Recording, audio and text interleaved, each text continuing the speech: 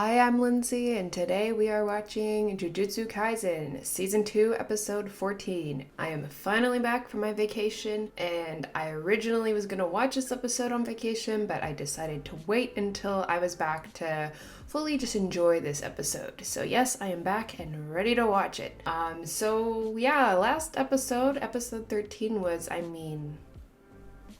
it was my favorite episode so far.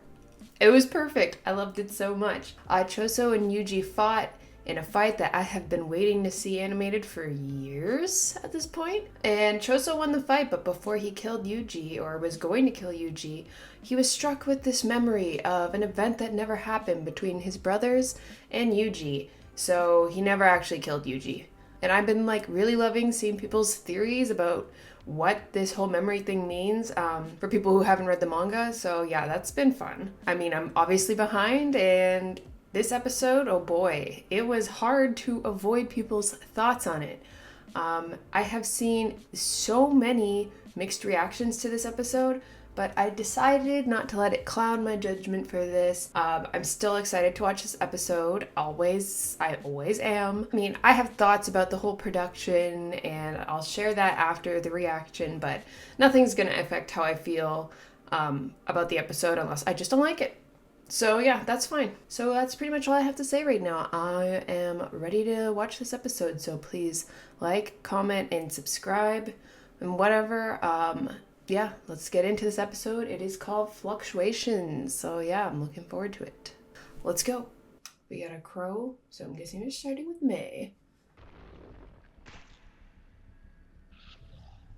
Okay. Oh shit. She's in the smallpox domain. That sounds weird to say. Yeah. Mm-hmm. Mm-hmm. Yeah. Okay. Ooh. Oh shit, this looks so cool. It's so cool seeing May use her axe because it's not even part of her technique. She's just talented. Oh. Oh, why am I saying "aw" to them? Oh my gosh. She's thinking ahead. Okay. Oh, so she can only use that technique twice. Oh, was it caught? I don't remember this fight much in the manga, to be honest. Oh. Because it was interspliced with the Choso and Yuji fight, so... Oh, she only has one crow. Holy shit! Oh my god. Yeah, I was looking forward to that moment. Not because I want him to die. They really toned down the creepiness between these two. A lot. It felt a lot creepier in the manga, which honestly I'm fine with. If they wanted to tone it down, cool with me. Real cool. We haven't seen him do anything yet, so... Ah, I love how the domain looks. It's so cool. Oh, shit. Nice. Nicely done. Is that it? Oh, okay. She's really using him. She's really using her brother. But, it worked out. Okay. Yeah, it's not over. Man, my memory of this fight is so blurry. Ah, there's your crow strike. Nice. That looked cool. Oh. It's just sad the crow dies after. Mm-hmm. Okay, freaking creepy. Oh my god, she looks so good. Oh my god, she looks so good. This makes me a little sad. Except Yeah. Don't worry, we need a bit of Gojo in every episode. Man, that fight was over quick. Oh shit, she has so many crows. Okay. Makes sense why she's so powerful. Okay, well then. That fight was so quick. Oh my god, we're 5 minutes into the episode. Never mind. It was pretty quick in the manga too, from what I remember. Yeah. So far, this episode has looked really good, so I'm liking it so far. And like, I don't even care about that fight that much. Yeah. Oh, that's like my favorite frame of the opening. Actually, wait, no, that is. I love Choso. I miss him. It's been like one episode. Hasn't even been a full episode. Okay, so what's next? I know what's next.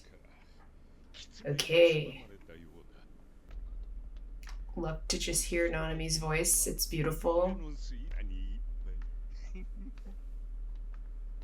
Bro, what?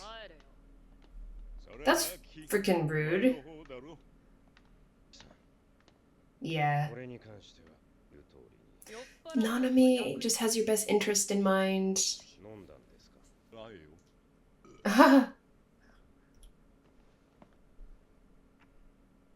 Oh, poor Nanami. Nanami, I think it's good to have some people with you, to be honest. Oh. Where is he? Where's my blobby fish king? Where is he? Okay. There he is. Dagon looking kind of buff in his fishy blobby form. Oh! Now Beto? Okay. Why is Dagon just so cute? I hate that. I think he's adorable. They didn't even know his technique coming into this? What kind of fight choreography is that, y'all?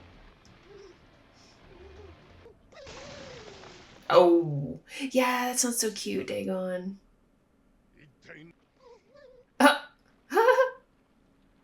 Oh my god, but why do I feel bad for him? I don't. Interesting.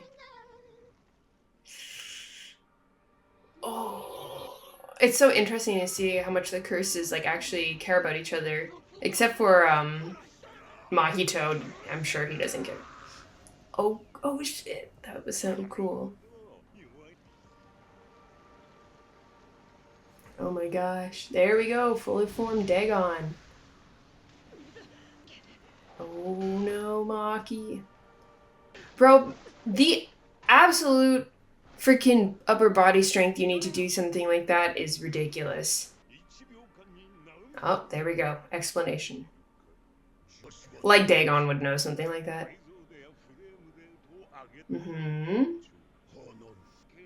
Y'all are having a different conversation. What am I watching? Bro, Dagon don't know what you're talking about. I think you're just making him more mad.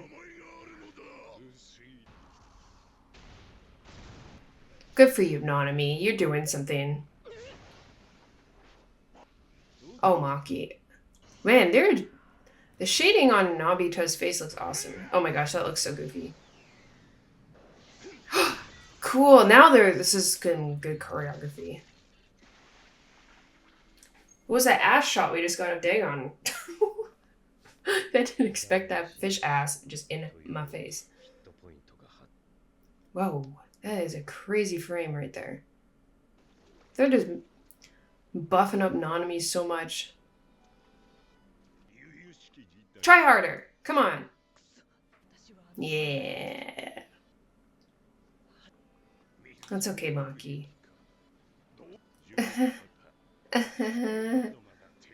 Yeah.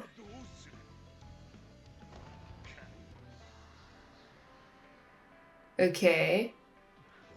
This is like an opposite moment where Gojo like used his domain against all the curses. It's now one curse using his domain against all of them. Come on, Dagon. Do something. I honestly forgot that, like, there was a bit of a fight here. It's a lot of slow motion. There's a lot of slow motion. Oh. It splits 1 second into 24 frames. That's crazy. Makes him crazy fast.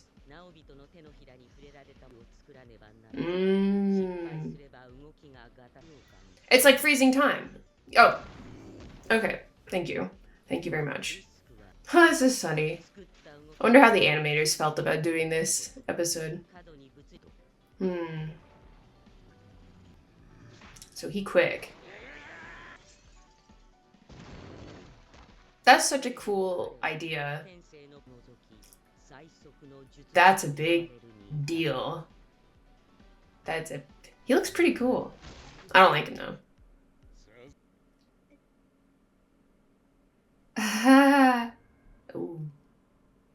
Oh, that was a beautiful. Oh, that was an interesting transition. That is some interesting background art. Okay, I guess we're in his domain now. Just like that. So this is where the villains hung out in the first season. I love the colors. Like the skin, the shading on the skin. Uh-oh. Oh shit, we got some tropical music. Just kidding. I thought so.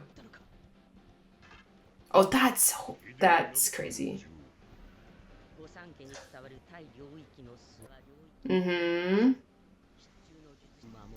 Yes, Falling Blossom Emotion. What a crazy name. Oh, he just completely ignores Maki. Nice.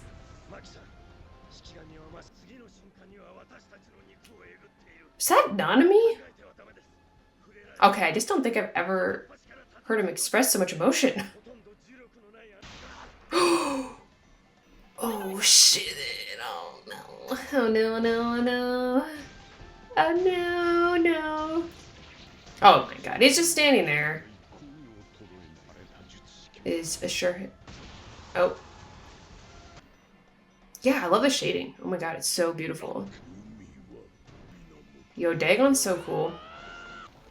Oh, Maki. Poor Maki, she deserves so much better. That makes sense. I mean, at this point, the three of them... Okay, more ass. Why do we see so much ass? Maki, Octo bitch. Get him. Get him, girl. No, Maki. Hell yes. Yes. Yes, Megami. So happy to see you. Oh, Playful Cloud. Looking amazing. Ah! Oh, Megami saving the day. Yes, must protect Megami at all costs. Oh, that looks really cool.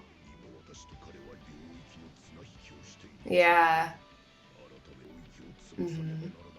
Oh shit, Megami. Oh no. Oh my god. Nanami must protect. This looks great. Oh, I saw this frame before the episode came out. Itadori is passed the hell out. Nanami, you're all bloody but you look so good. Stachioed man. I'm sure Maki hates having to work together with him.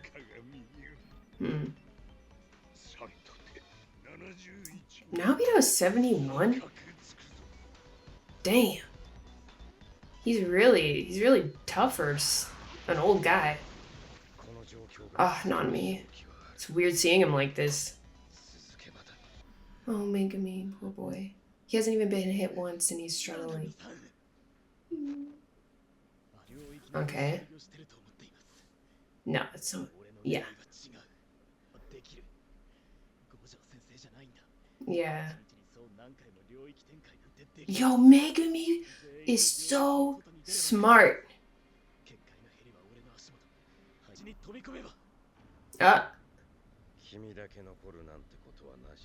You know, I think I've mentioned that line before in a video. Good for you, Megumi. I love to see the character growth. So crazy to see Nanami yelling. Dagon, you do not understand what's happening. Oh, there you go. Oh my gosh, Megami. But wait. There he is. Oh, okay, he's just here now. That's it? What the hell? What the heck? He just was there. What? I mean, I knew it was gonna happen. I'm sure in the next episode we'll see this entrance happen again. And there will be more dialogue or something. I kind of like how it was just quiet and he was just there. But it's a little strange of an ending. It sucks that I like already know about people not liking this episode and like the production issues and all that. Because then I'm like I'm not even trying to look for them, but my brain is looking for them. And yeah, I feel like that last part there, I don't know. That felt so strange to me. I'm really hoping in the next episode we'll see that intro, Toji's little intro again, but with more like animation and dialogue and all that. I appreciated that it was kind of like a quiet entrance. And obviously that frame was beautiful of him in there. His facial expression was beautiful and he looked excited to be there. A bit more like happy looking and maybe, I don't know, a bit more crazy than in the manga. But I don't know, it was only there for like a couple seconds. I'd have to like look at it and analyze it more. Holy shit, this goes by so fast. Okay, I mean, Toji's going crazy. What the hell was that? So now that I'm done the episode, I can speak on it a bit more. I thought a lot happened. A lot happened in that episode. Holy moly. Mei and Wee Wee fought the smallpox deity, and we saw Wee Wee use his simple domain. And that was the first time we saw him use anything, and Mei really counted on him there, because I think she would have been kind of screwed if he wasn't there and wasn't kind of what became like the target for the smallpox deity. I think Mei may not have won. It's interesting how she like works with like using people and their value, and like obviously he has a lot of value to her, maybe because he's her brother, but also because he's useful in a battle because he's able to use simple domains. And so that, I started off like not liking Mei at all, but I find her more interesting now because she is like she's like a typical good guy, but she's not a good guy. Like she's a grayish character. I'm finding her more interesting, but the fight went by, pretty quick, and I actually really liked how the anime made it so that it was its own section and not interspliced with the Choso and Yuji fight, because for me that would not kill hype, because I still think it's perfect the way it is in the manga. I just think having a whole episode dedicated to that Choso and Yuji fight was like just a genius thing to do. So starting off the episode with this fight, because it's not a very long fight anyways, makes sense. Then having like the opening there to kind of like bring us to another area where we have Nanami, Naobito, and Maki working together. Unlikely trio. Yeah, it was interesting to see. We've seen Dagon'S domain before in the first season because like the villains just used it to chill in to make their little plans and stuff. But Dagon obviously had like emotion towards all the other curses. So I find him so cute as like the little blobby fish thing, but it's funny to see him all buffed up like that. We got to see Naobito's technique for the first time, and it's a funny technique, especially in the context of watching an anime, and listening him to this like spew about like 4K and all the interpolation and all that was funny. Well, Dagon's just like, I don't know what the hell you're talking about. Naobito is a character I don't care about at all, really. I think they did an amazing job on how he looks, like just the still frames of his face and stuff. I thought the detail looked really cool. I don't know, maybe I didn't find his technique as satisfying to watch as I did when I was reading the manga, but I did like the explanation of his technique. I thought that looked really good. Well, we all love Maki, so I'm happy to see her. It sucks that like this whole episode she's basically been called weak. But it's different because in the first season she was like kind of called weak by like Mai and maybe a couple characters, but once they actually fought her, they realized like how strong she was. So it's so strange to see people like calling her weak in this season. She's definitely strong, but maybe just like she's just not quite at the first grade level yet. And I think like they've not only do they not want her there because they think she's quote unquote weaker, but because, and this is probably just in Nanami's case, because she's a kid, like she is younger. I mean, I'll talk about Nanami as well, but I doubt Nanami wants to see these like students fighting. I don't think he wants to see that. But yeah, okay, so Nanami, I think something I really liked about Nanami in this episode and when I read the manga was just how he's subtly protective sometimes of the students. His conversation with Megumi, I loved it in the manga, and I liked it here where he not only is when he sees Megumi, he goes to protect Megumi. To me, it seems like there's kind of a two-reason thing to it, because he's protecting him because, you know, that's their like means for escape. Like they need Megumi to get out to get out of the domain, but he's also protecting Megumi because he's the youngest one there and he's a student. Like that's what my heart tells me, is that Nanami is both like thinking with his heart and his brain, you know, like that's just how I see his character. Like he's not that cold of a character. It was surprising to hear him in such distress in this episode. I don't know if we've ever heard him in so much distress, and I thought his voice actor like killed it. Like sometimes I was like, is that even an anime? And I thought that sounded really, really good. And yeah, I really like Nanami's character with him being so like cold and logical, but he does it with like this warm-heartedness that you don't see with a lot of other characters. Just makes him very relatable. I don't know. I know a lot of people really love Nanami, so I get it. It's so sad to see him all like cut and bloodied up, but he still look good. Like he still look good. I did not need so many shots of Dagon's ass. What the hell was that about? That was not the character I wanted to see all buffed up in this episode. Like if it should have been Nanami. I don't know. It should have been no one. Maybe no one for this episode.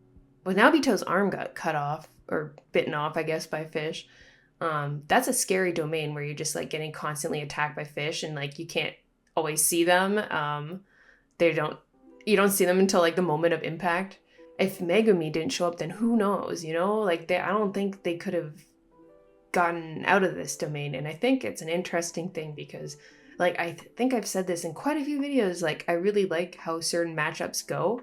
And maybe in another scenario, if Dagon was against someone else, they would have had an easier time with it because of like their skill level and their matchup. I just feel like the matchup, it maybe would go a different way if it was someone else, but we are seeing them struggle. We're seeing Nanami really struggle like for the first time. So yeah. But yeah, I think that's pretty much all I have to say right now. I have thoughts about the production, but after I watch the episode again, I am going to talk about it more. All right, I'll be back. Go me. Okay, so I have rewatched the episode. I'll talk about the whole production thing first. So I have heard and seen so much about the production of Jujutsu Kaisen and how horrible the schedule has been to get out every episode and how rushed it's been. It's pretty sad to see, but what I'm not gonna do is let it ruin the work that the animators and others working on this episode put into this episode. I've seen a lot of complaints about this episode before I even watched it, and people just shitting on the animation. But honestly, for how like rushed it is, I think this episode looks amazing. I didn't think it looked that bad at all. I agree with people who say that there should be a break. Let them catch up. Also, like, let the animators and people working on this just relax a little. But the people working on JJK are obviously doing the best they can with the timeline that they're given. I said it in the reaction at the end of the last episode, episode 13, but I really appreciate how well done this season has been. And I thank the animators and everyone working on it for like just really delivering. And I'm supportive of the people that work on this episode, work on this anime. I am not supportive of this insane schedule that they're being given. And I am not supportive of people who come after the animators for something that is out of their control. I'm not super thrilled with MAPPA for such a demanding schedule that could sacrifice the quality of this anime and also sacrifice the life quality of the people working on it. Like, that is, imagine putting your work out there in such a short amount of time and doing your best and then just seeing people just like tearing it apart. Like, that's horrible. I feel a little bit guilty watching and reacting to JJK because I'm aware of what's this scheduling problem, but I want the people working on this episode to see that their work is still amazing and beautiful and appreciated. People attacking the animators, coming after them for working on the episode is not what I like to see. I think just shitting on all of their work is not where anger should be directed at all. I literally see people saying that the Choso and Yuji fight wasn't animated well either, and that, like, first of all, how dare you come after my favorite episode like that? But that episode was perfect, so please stop. I will defend that episode with my entire life. But anyways, that's just my opinion on the production of this episode, so thank you. Let's talk about the episode. Also, when I rewatched it now, I really enjoyed this episode. I enjoyed it more the second time watching it, I think, because I wasn't subconsciously looking for mistakes. So once I like put that out of my head, I really enjoy it. So I think it's silly sometimes. And I don't think I would have noticed much wrong at all or anything really if I didn't read about people hating on this episode. So maybe this is my wake up call. Just get the hell off Twitter. Just stay off Twitter, at least for a few days when an episode comes out, because oh my god. Yes, that is the life lesson. Anyways, about the episode, I really liked the tense music and quietness. I noticed it the first time I watched in the smallpox deity's domain. It felt very quiet, like there was a bit of music, but honestly not much. But the domain itself was very quiet, so I think it's an interesting choice to make it quiet like that. It felt very tense and barren, which makes sense for a disease curse. I also like to see Mei's whole thought process on how to take down the smallpox deity. I thought that was really interesting. I already expressed my thoughts on her, so yeah.